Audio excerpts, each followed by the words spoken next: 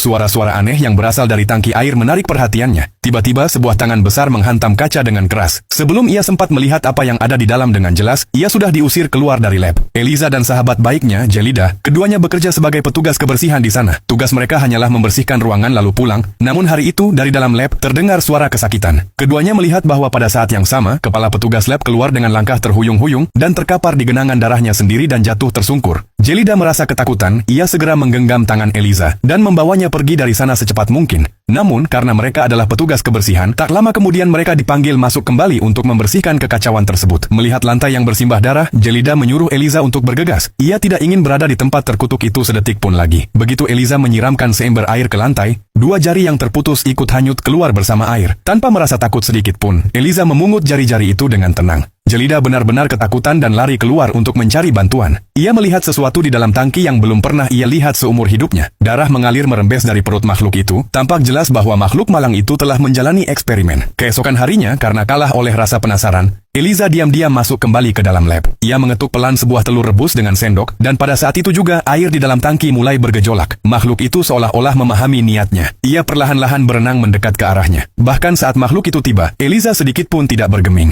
Dengan tenang ia meletakkan telur itu dan mulai menjelaskan apa itu menggunakan bahasa isyarat. Makhluk itu hanya bisa mengerti setengahnya, namun ia menerima pemberian tersebut dan kembali masuk ke dalam air. Sejak pertemuan pertama itu, sebuah kepercayaan yang aneh mulai tumbuh di antara mereka. Hal yang mengejutkan adalah hanya setelah satu kali pertemuan, makhluk itu sudah belajar cara mengatakan telur dalam bahasa isyarat. Setelah itu, Eliza mulai membawakan telur untuknya setiap hari. Ia juga memutarkan musik untuknya. Makhluk itu akan mengambil pemberian Eliza dalam diam, lalu menyelam kembali ke dalam air. Namun setiap kali Eliza bercanda dengan mematikan musiknya, ia akan muncul ke permukaan dan mulai mengeluarkan suara-suara, seolah-olah sedang berkata agar musiknya terus dinyalakan. Judul film ini adalah The Shape of Water tahun 2017.